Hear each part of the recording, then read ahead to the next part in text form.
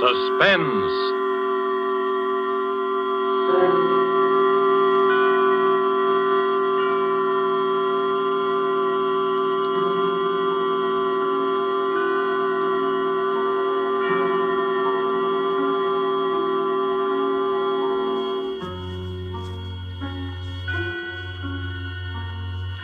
This is the Man in Black, here again to introduce Columbia's program, Suspense.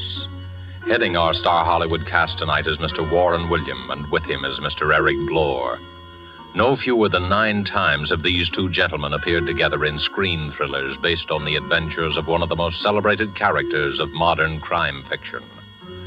This familiar character will speak to you now for the first time on the air, as with the story called Murder Goes for a Swim, and the performances of Warren William as Michael Lanyard and Eric Blore as Jameson. We again hope to keep you in suspense.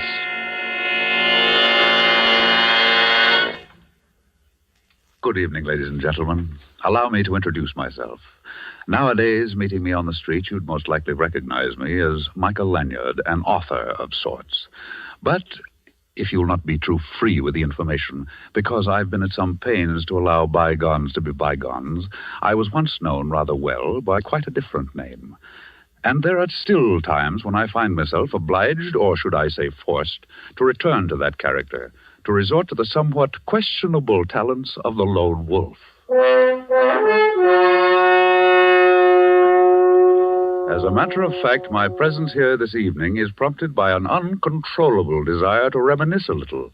Eh, Jameson? Oh, quite right, Mr. Lanyard. And if you'll pardon a gentleman's gentleman for saying so, sir, playing nip and tuck with the police, meeting lovely ladies, you pilfering an occasional gem, I living, so to speak, from hand to pocket. Ha ha! Those were the days, sir. Yes, those were the days. Absconding at times. Perhaps a touch of embezzlement here and there. Now, hold on, Jameson. If we're going to reminisce in public, I suggest we confine our recollections to our later period, when the lone wolf had become a gentleman of leisure and used his talents in the interests of law and order. In that case, sir, I suggest you relate the episode of our little experience at that horrible party we attended at that Long Island estate. Remember, sir? Of course, Jameson, the Rutherford Barnes estate. If I remember correctly, the occasion was some sort of charity bazaar. We were invited for the weekend. The phone rang just as we were about to leave the apartment. Mr. Lanyard, this is Betty Lawson. You've never heard of me before, but I know you've been invited to spend the weekend with Mr. Rutherford Barnes. Please, you must accept the invitation. Come down immediately, right now. It's just a little after 2 o'clock. And if you're not too late, the lone wolf may be able to prevent a murder.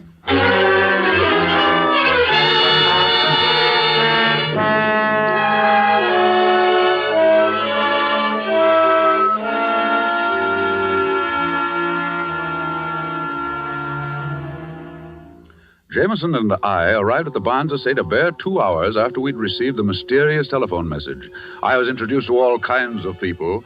First, the famous gossip columnist, Ralph Clinton. Well, Mr. Lanyard, this is indeed a surprise, and I might say a pleasant addition to our little gathering. Something always happens when you're lone wolfing around. Oh, I know, you've reformed. But a fellow can hope for a little excitement, can't he? See you later, old man. Then I met a very, very beautiful young lady. Oh, Mr. Lanyard, we haven't met yet. I'm Cynthia Waring. I've read all your stories and admired the ingenious way you solve those baffling mysteries. I think you're wonderful, really. And, of course, there was our host himself, Mr. Rutherford Barnes, who had recently announced his engagement to Miss Waring. I believe you've met just about everyone, Lanyard. That is, everyone except Bill Hodges. He's the firebrand of our little congregation. He's probably wandering around walking off the effects of the last 10 cocktails. Just make yourself comfortable.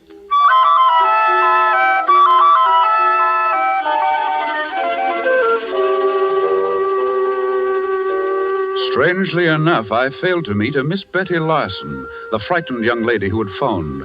Anyway, the afternoon wore on through the beauty contest at which I was elected to preside as judge, and at which Miss Cynthia Waring, looking very pretty in a big picture hat and hoop skirt, was the winner.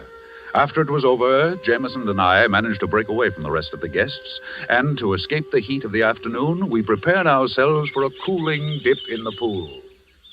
I say, Mr. Lanyard, we've been to some pretty big and fancy places in our day, but this one is really something. This Rutherford Barnes person must be really an important person. You're quite right, Jameson. Rutherford Barnes is listed in Who's Who as the gentleman who made a fortune out of sardines. Just think, an entire estate built of sardines. Uncanny, isn't it, sir? Oh, Jameson. Forgive me, sir. No more puns, I promise. Well, I should hope so. I say, this pool is constructed just like a miniature lake. Lilies and all that sort of thing floating on top. Quite naturally, if you're going down for the third time, you just take a lily with you. Oh, what a jolly thought. Well, here goes. Watch this beautiful swan dive.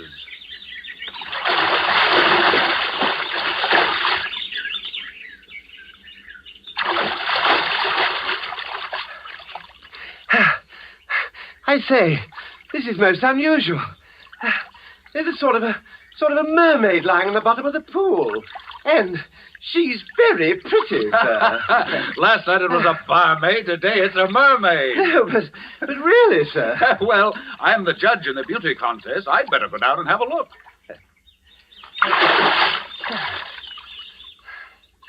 Don't be away too long, sir. Remember, there are lots of warmer women in the world. Jameson, quick. Here, give me a hand. Good heavens. It's a girl. Quick, here, lift her out of here. Hurry.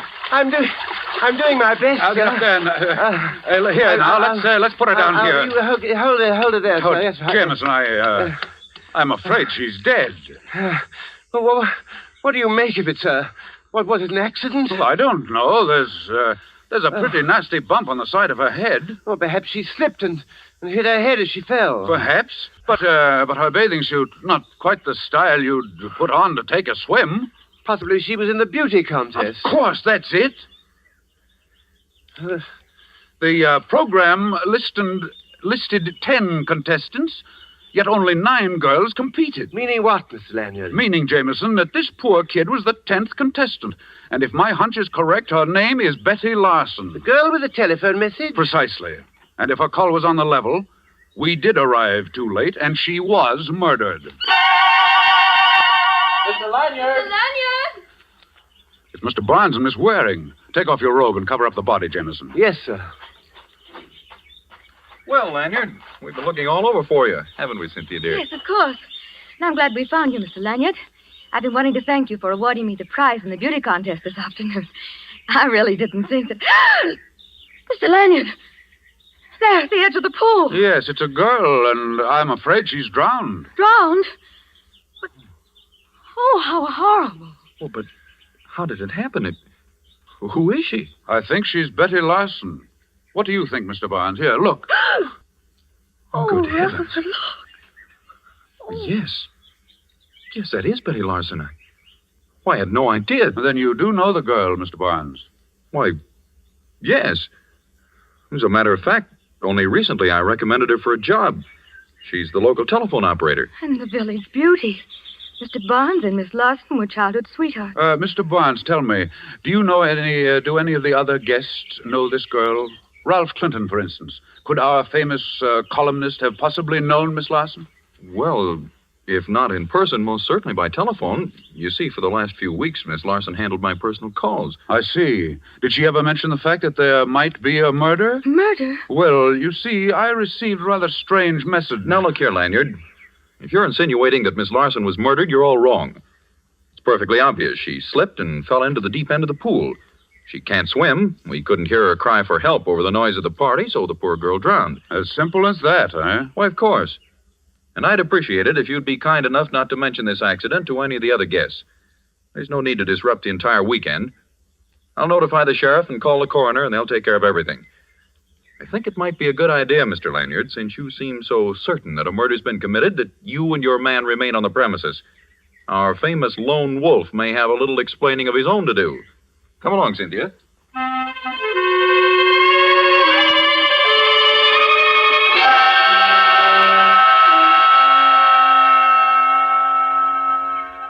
Oh, I'm completely at sea, see, Mr. Lanyard. The sheriff seems to think the whole thing was an accident, that this Miss Betty Larson person dived into the pool and that's how she hit her head. I doubt that, Jameson. According to Barnes, the girl couldn't swim. Hey, buddy. Oh, I think we have company. Buddy. Yeah? If you see Mr. Barnes around, I want to see him. I think he's over at the other side of the house, getting things ready for the bazaar. Bizarre. They don't care how they celebrate a murder, do they? If I'm not mistaken, you're Mr. Bill Hodges, eh? Yeah. Betty Larson and I were going to get married. Everything was great until she starts going around with this society bunch. I got a few things to settle with that society crowd. Especially that keyhole peeper, Ralph Clinton. You seem quite positive, Hodges, that your girl was murdered. Well, what do you think it was, an accident? That girl could swim like a fish. Nothing could happen to her in the water. Hey, but Barnes says she couldn't swim a stroke. I said she could swim like a fish. But Barnes said... Did you hear me, you little runt? Amazing how that girl could swim. Look here, Hodges. What makes you think Ralph Clinton had anything to do with this? Do you know you're practically accusing him of murder? Listen, Betty stood me up twice last week. I followed her in my car, and she met Clinton both times. He was going to put her in this contest, and she was a cinch to win. He promised her. Then look what happens to her. She's dead. Murdered, I tell you. Well, here comes Clinton now. Maybe you'd better tell him about it. Oh, there you are, Hodges. I understand you've been looking for me. Yeah, I have. And now I'm going to fix that pretty face of yours. Yeah, wait a second. Here, you can't do that. Here, Jameson, help me break this up. I will as soon as they stop punching me. Hey, don't be a fool, Hodges. Stop it. Stop it, I say. All right. All right, let go of me. Let go. Oh, thanks, Mr. Lanyard. This man's a maniac. Okay. But I'm warning you, Clinton. I'll see you again. When you ain't got your friends around. Personally, I don't know whether the girl was killed or not, but if she was, our friend there, Hodges, will have a lot of explaining to do. You mean you've got something on him, Mr. Clinton? Well, when I was discussing the contest with Betty Larson a few days ago, she told me that Hodges had warned her not to enter it. It seems he was afraid that if she won, it might go to her head and she'd walk out on him. As a matter of fact, he told her to stay away from here. Well, there's going to be a coroner's inquest in the morning, and I suggest that you tell this to the sheriff as soon as he returns. Oh, why, tell that to the sheriff? Oh, no, I'd rather hate to do that. You see, Lanyard, someone in my position, I can't afford to get involved. After all, it's my business to report scandal and not get mixed up in it. But look here, you... Oh, I tell you what, give me a chance to think it over, and I'll see you at the treasure hunt tonight.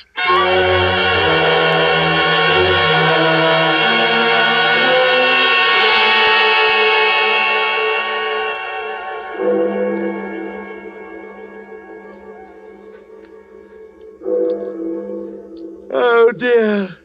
2 in the morning, Mr. Lanyard. What a ghastly hour to go tramping over the ground. Must we participate in this treasure hunt? Of course, it's all a part of the weekend. Come in. Well, it's the witching hour, Mr. Lanyard. Here's your envelope with the clues for the treasure hunt. You'd better hurry. Everybody's ahead of you. Thank you, Mr. Clinton. We'll catch up. Fine. This ought to be very interesting. Seeing the lone wolf stalking down his prey. You know very well, Clinton. Oh, sure. I forgot. You're not the lone wolf anymore. You're just nice, innocent Mr. Lanyard. Well, good hunting. See you later. Well, here you are, Jameson. This is our clue. Go ahead, read it. Under the oak and under the cover, where have met many a lover, light a match and look deep down, find your clue and win your crown. I say, isn't that lovely? Can you decipher it? Oh, of course, sir. It means, Exactly, Jameson, the old well. That's where we'll find the next clue. Come on, let's get going.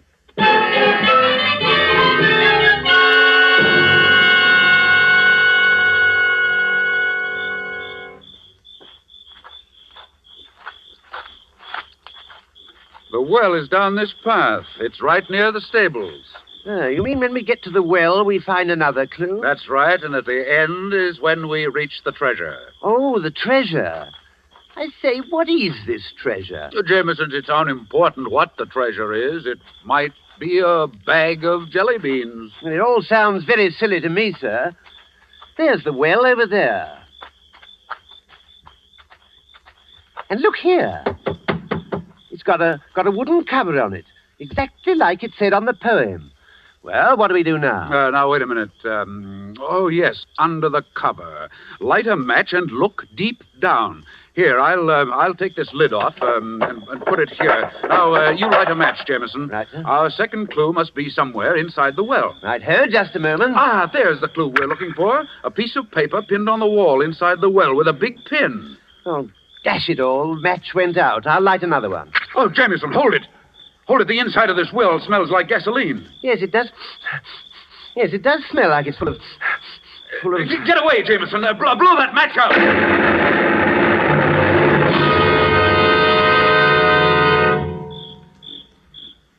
Oh, are you all right, Mr. Lanyard? Yes, and no thanks to you. Oh, I couldn't help it, sir.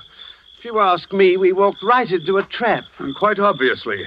Here, let me help you up. Oh, thank you, sir. Oh, if I'd had any idea... Ouch! Well, now what's the matter? Oh, I've been stabbed. Well, let me see. Oh, steady, Jameson. I'll pull it out. Oh, be careful, sir. Oh. Oh! There we are. And very interesting. What is it, sir? Oh, it's that big pin. You could have been hurt quite badly. Well, if you ask me... Come along, Jameson. We've got work to do.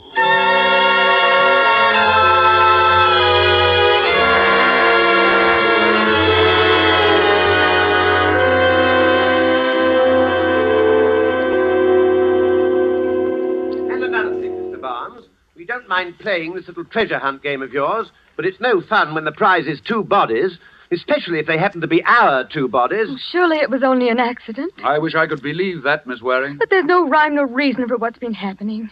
If the accident at the well was another attempt at murder, then all our lives could be in danger. Steady, Cynthia, darling. I presume you have some idea of who the murderer might be, Mr. Lanyard. You flatter me, Mr. Barnes. I would think you had surely lined up 1 or 2 likely suspects, Mr. Lone Wolf. Why don't you tell them about our friend Mr. Clinton, sir? Clinton? Oh, well, there are some mighty interesting aspects to that road company Winchell. He was meeting Betty Larson secretly. At least that's what Hodges says. I can believe that. Clinton would stoop to anything. I didn't want to have him around, but Cynthia felt that we should cater to him for the sake of publicity for the bazaar. Hodges also insists that Clinton arranged for Miss Larson to enter the beauty contest, and that Clinton promised her that she would win. And there's the little incident at the well. If you ask me, Clinton is in this thing right up to his clues. Help! Mr. Barnes! Somebody come out here, hurry! That sounds like Hodges. He's right out there at the side of the house. Well, come on. We can go through these French windows. In here, in the bushes, you better hurry. What is it, Hodges? What's wrong? I don't know. Don't ask me. I don't know anything about it. Great heavens, look at Clinton. Oh, I can't stand it. I can't stand it. What awful things are going on. No, I don't know how it happened. I was just coming down the path. There in the bushes, he was lying right He's there. done for, all right, Mr. Lanyard. Shot. Murdered. Murdered? You did this, Hodges. You said you'd get even with Clinton. Now you've done I it. tell you, I don't know anything about it. I was just walking down along the path. I don't know anything about It's it. all right, Hodges. You'll have an opportunity to prove your innocence. Don't you have some theory about all this, Mr. Lanyard? And Miss... There, Miss Waring. I think I can promise you at least that there won't be any more murders.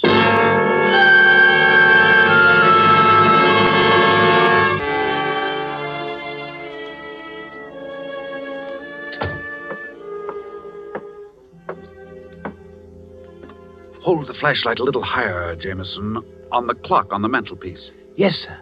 Just as you say, sir. But aren't we taking a bit of a risk, Mr. Lanyard? Leaving the estate without checking with the sheriff? Shh, quiet, Jameson. If I don't find what I'm looking for here in Clinton's apartment, I'm afraid we'll have a lot of explaining to do. I'd just as soon we didn't go back. There's been 2 murders already, and they say things come in 3s. How interesting. Jameson, why do you think I've got you flashing the light on that clock on the mantelpiece? Well, sir, I'm a bit rusty. I think it might be safe to say, well, it would be safe. Exactly, Jameson. You never fail. The safe behind the clock on the mantelpiece. I say, I was right. Ingenious, eh, Mr. Lanyard? You have your moments. Well, it's a long time since I've operated in this fashion, but we'll see, Jameson.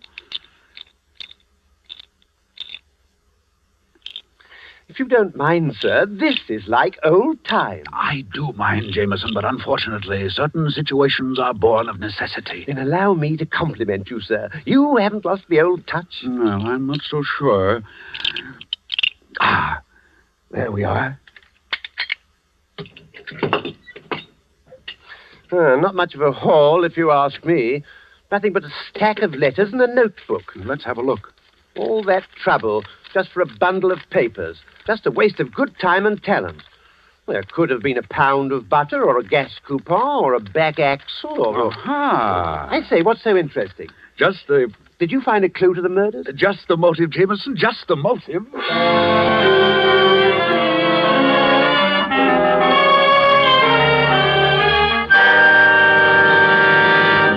Look here, you can't keep me here, Sheriff. All I did was find Clinton. You can't hang a guy for that. Keep your shirt on, Hodges. Nobody moves out of this room till Lanyard shows up.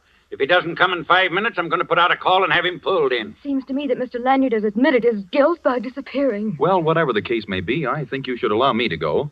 After all, this is my house, and I do have guests. They might think it rather strange if their host isn't around. Look, Mr. Barnes, party or no party, there's been a couple of murders committed around this joint, and everybody in this room is under suspicion. Really, Sheriff, if you're going to keep us here and allow Mr. Lanyard to stay... Good evening, Sheriff. Jameson, say good evening to the Sheriff. He's been very patient, I hope. Good evening, sir. Constable. Sheriff. All right, you two. You'd better make it good. Running away from the scene of the crime won't sit so well in court. Please accept my apologies, Sheriff. Well, now that you're here, Mr. Lanyard, perhaps we can clear up this nasty mess. Yes, I presume you've been spending your time checking up on the murders, Mr. Lanyard. That's right. And I've uncovered a few details which I'm sure will prove most interesting, Miss Waring. You're wasting time, Lanyard. Somebody in this room has been running around committing murders, and I'm going to find out who it is or die trying. Who said that? Oh, if it's all the same to you, Sheriff, I think I'll join the other guests. Now, isn't that thoughtful of you? Get away from that door before you tempt me to bring the murder score up to 3. Do as he says, Jameson. After all, you don't want to miss all the fun. In just a minute, you're going to have the pleasure of meeting the murderer. Yes, that's just what I'm afraid of, sir. All right, Lanyard. Let's have it. Very well, Sheriff. First, allow me to review events from the beginning. Just as Jameson and I were leaving for Mr. Barnes's residence, we received a rather unusual telephone message. It was Betty Larson. That was about 2 p.m., wouldn't you say, Jameson? 5 minutes after 2, to be exact, sir. Thank you. We arrived at Mr. Barnes's estate by 3:30. At 5, Jameson and I went for a swim in the pool. It was then we found Miss Larson. At what time did the coroner examine her, Sheriff? Around 7 in the evening. But what difference does it make? The poor girl had been dead for 10 hours. All the difference in the world, my dear fellow. Simple arithmetic will show you that it was impossible for Miss Larson to call me at 2 o'clock. At 2 o'clock, she'd already been dead for 5 hours. Hodges, you did it. You paid someone to make that call. You're crazy. I had nothing to do with it. Pipe down, Hodges. Go on, Lanyard. Sheriff, what do you think was used to murder Miss Larson? Well, Could this have been the weapon? The pin. The one I fell on when the well exploded. Yes, Jameson. Let me paint a rather gruesome picture for you, Sheriff. Miss Larson is called down to the edge of the swimming pool. Someone who poses as a friend suggests that she try on a hat. In trying it on, our murderer, pretending to assist, neatly jabs Miss Larson and thrusts the pin through the base of her brain. Oh, how horrible. Could I examine the pin, please? Why, of course, Mr. Barnes. Why, it's a hat pin. Well, Cynthia, it's the one you had in the large hat you wore in that beauty contest. Cynthia, it was you. All right, stand back, all of you. Look here, sister, you can't get away with this. Shut up! And listen, all of you. I assure you I know how to handle this gun, and I'm not afraid to use it. Cynthia, Stand back, Hodges. I don't get you, Cynthia. What earthly reason would you have for killing Betty? She wanted to be your friend. That's a laugh. Listen, little boy Blue. A telephone operator sometimes hears too much for her own good. How do you think she got all those fine furs? From some boyfriend? No, she was too daffy about you, so she decided to try her hand at blackmail. Blackmail? That's right. Only she pushed me just a bit too far. Why, Get back, all of you! Do, prune face. Who? Me? I don't mean your brother. Open the door. Go on, open it. Yes, ma'am. Now stand back, all of you. Ha. Very amusing picture. That's right, Mr. Lanyard. Step forward just a little. I'd like to thank you for spoiling a most delightful weekend. Here's a little something to remember me by.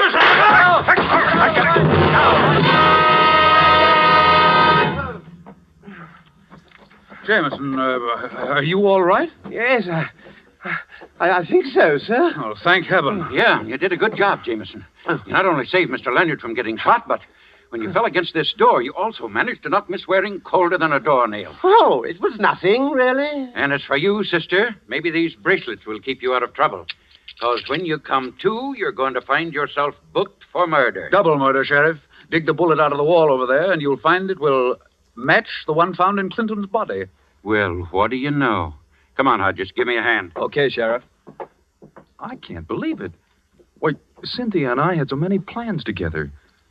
It's hard to believe that she could be responsible for those horrible murders. I'm afraid she was. Mr. Barnes, this is Mr. Clinton's notebook. Several canceled checks and a few letters. Look them over, and you'll discover that your dream girl, Miss Cynthia Waring, has quite a number of aliases, and in certain circles has a reputation for landing the biggest fish in the pool. Then, after she's collected enough money, she tosses them back.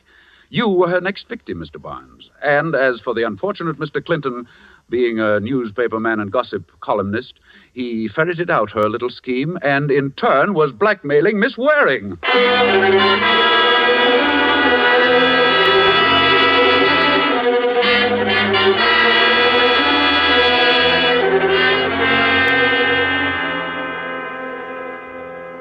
Well, ladies and gentlemen, I guess that just about puts the cap on that story of our little adventure at the estate of Rutherford Barnes.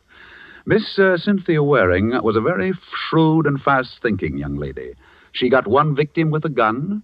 She almost got Jameson and me at the old well when the gasoline exploded, all of which began with the first and most ingenious of the murders, the particularly cold-blooded murder of Betty Larson with that hat pin. And, Jameson, of course, we have you to thank for having discovered that most important bit of evidence, the pin itself. Yes, Mr. Lanyard. And I must say, I got quite a lift out of that myself when I discovered it. Now, Jameson, remember your promise. Suffice it to say, you discovered the pin. The hard way, I admit. Oh, yes, sir. There's no doubt about that. The criminal would never have been stuck in the final analysis if I hadn't sat down and got myself stuck. That will be all, Jameson. Good night, ladies and gentlemen.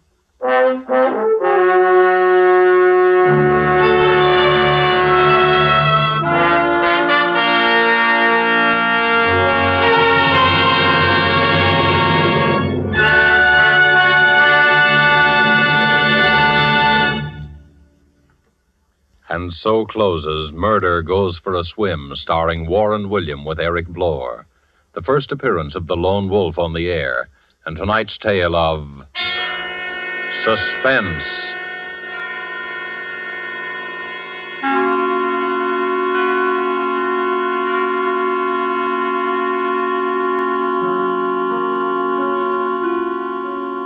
This is your narrator, the man in black, who conveys to you Columbia's invitation to spend this half hour in suspense with us again next week, when Laird Kriegar will star in the suspense play, The Last Letter of Dr. Bronson, with a cast of 4 distinguished Hollywood players, Helen Vinson, Harold Huber, Ian Wolfe, and Theodore von Eltz. The producer of these broadcasts is William Spear, who, with Robert Louis Cheon, the guest director, Bernard Herrmann and Lucienne Marawick, conductor and composer, collaborated on tonight's Suspense.